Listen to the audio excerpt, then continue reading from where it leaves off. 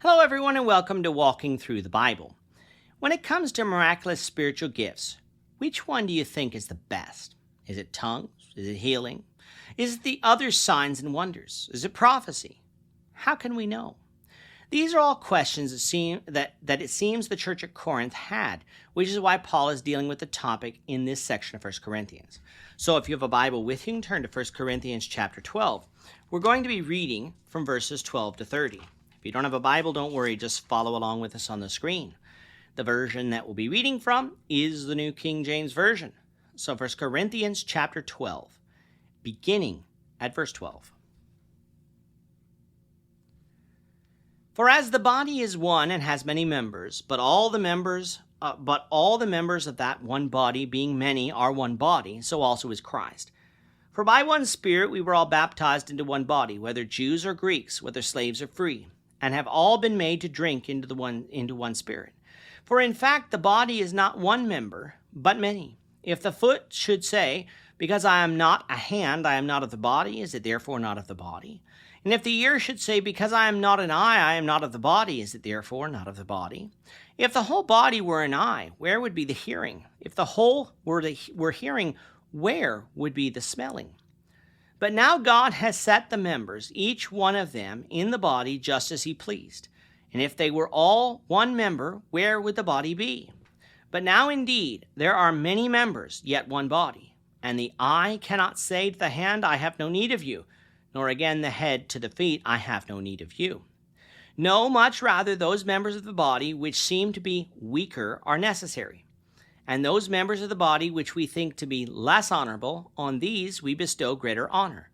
And our unpresentable parts have greater modesty, but our presentable parts have no need. But God composed the body, having given greater honor to that part which lacks, that there should be no schism in the body, but that members should have the same care for one another. And if one member suffers, all members suffer with it. Or if one member is honored, all the members rejoice with it. Now you are the body of Christ, and members individually. And God has appointed these in the church, first apostles, second prophets, third teachers, after that miracles, then gifts of healing, helps, administrations, varieties of tongues. Are all apostles? Are all prophets? Are all teachers? Are all workers of miracles? Do all have gifts of healings? Do all speak with tongues?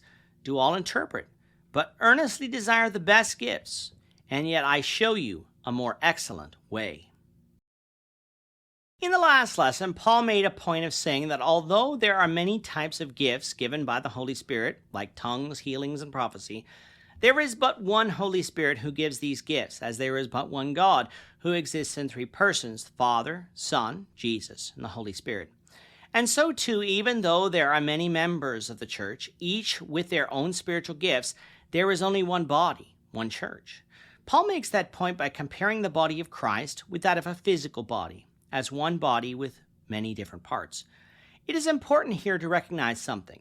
The many members spoken of here are not local churches, they're individual Christians.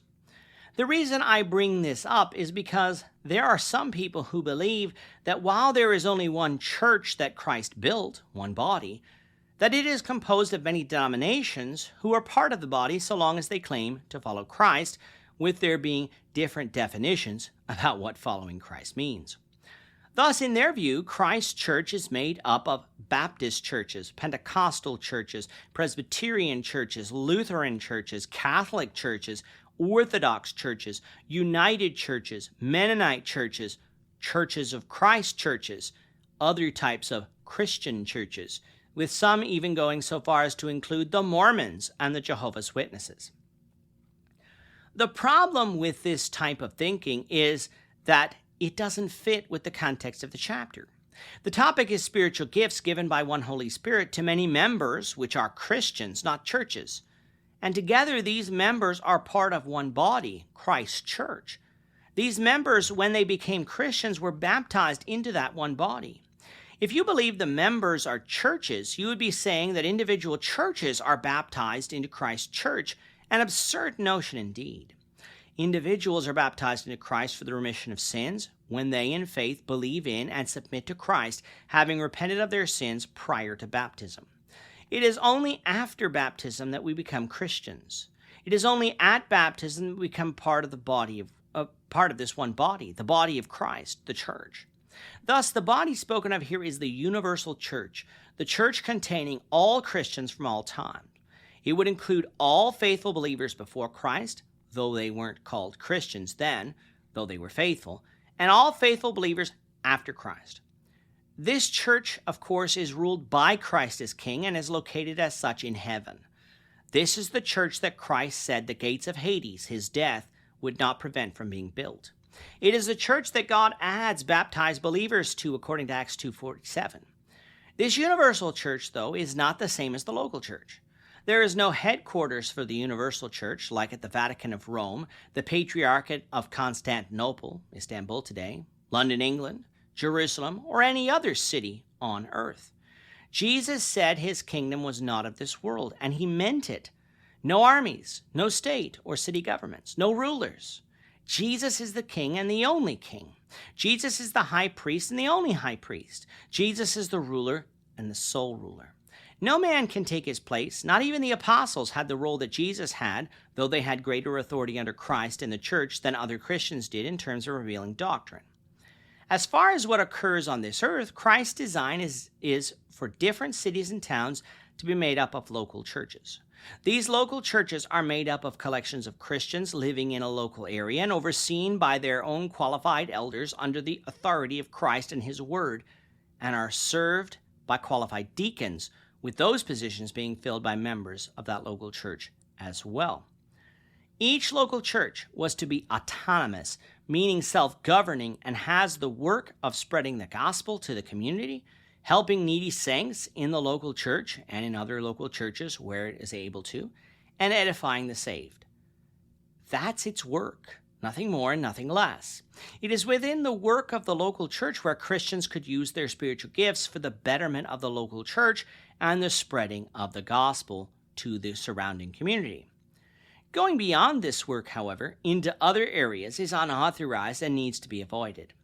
This concept is foreign to almost every denomination today, who in one way, shape, or form have gone with the hierarchical church model, where either one church is at the top overseeing all the other churches, or local churches band together into a conference of some sort and are governed that way.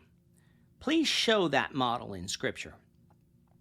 The church at Philippi did not oversee the church at Corinth. The church at Corinth did not oversee the church at Athens. And the church at Rome did not oversee the church at Crete or any other church for that matter. Would that structure later evolve? Yes, but it is not found in the pages of Scripture. But if such a structure didn't exist, how come all churches believe the same thing, and how did right doctrine spread? Originally, because the apostles and prophets taught the people the truth and ensured that the gospel was being spread across the earth.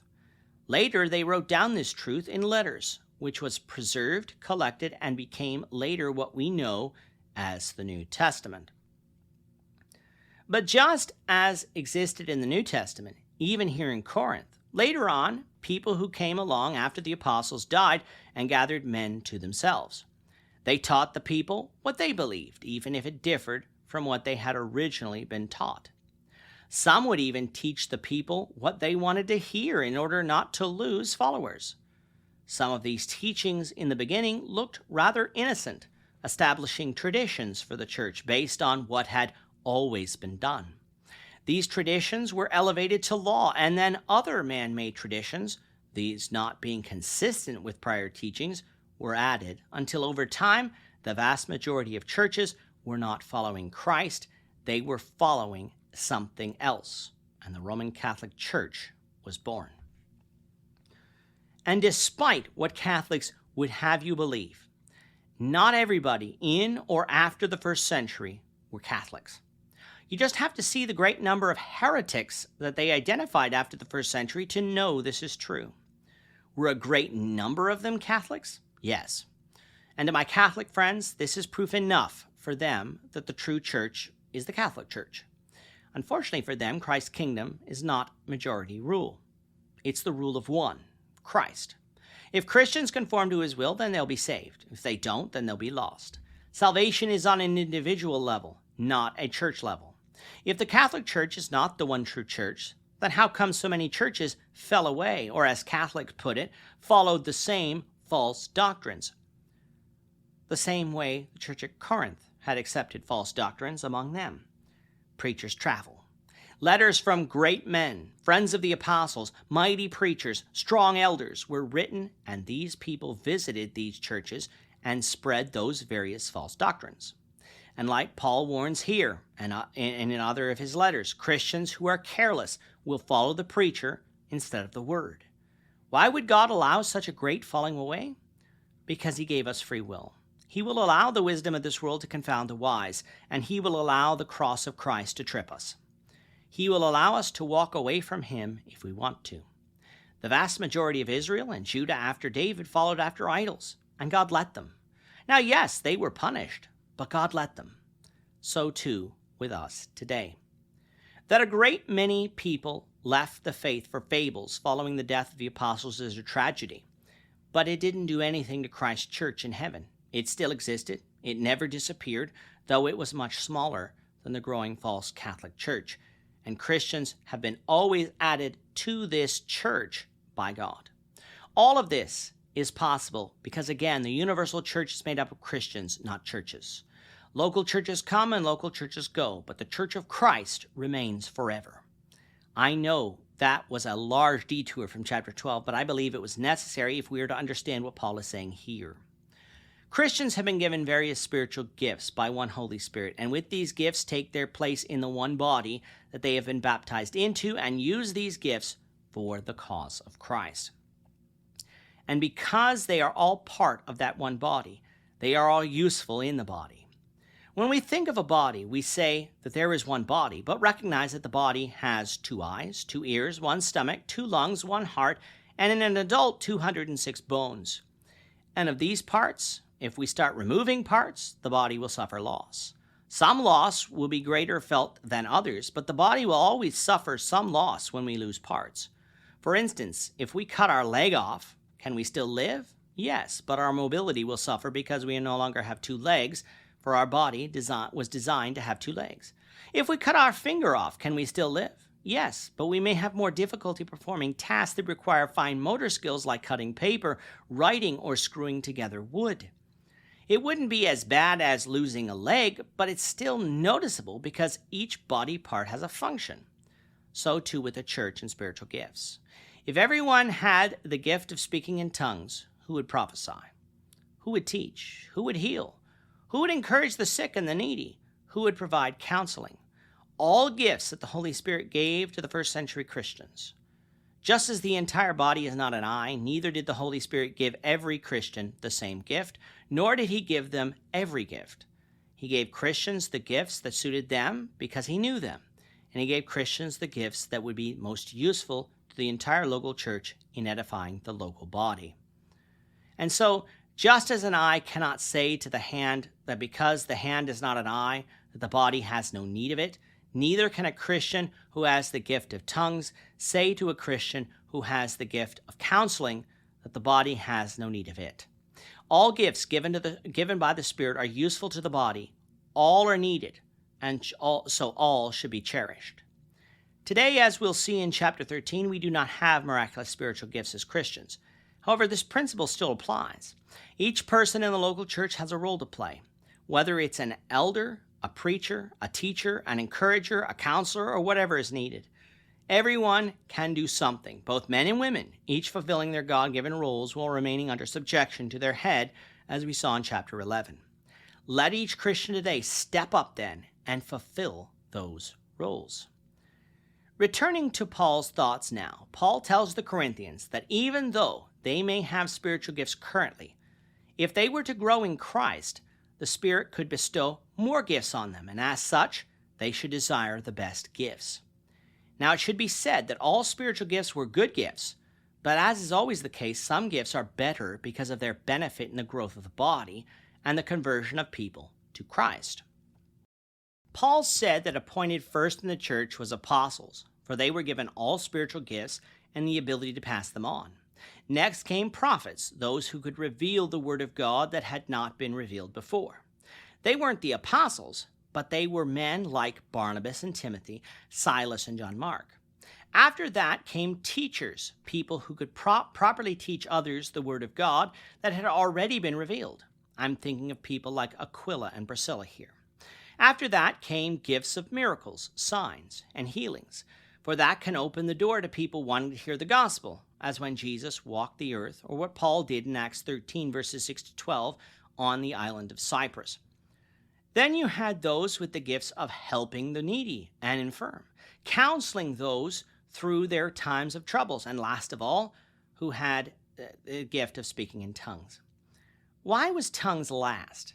Because unless the other person could understand what you're saying, there was not much benefit for it without an interpreter.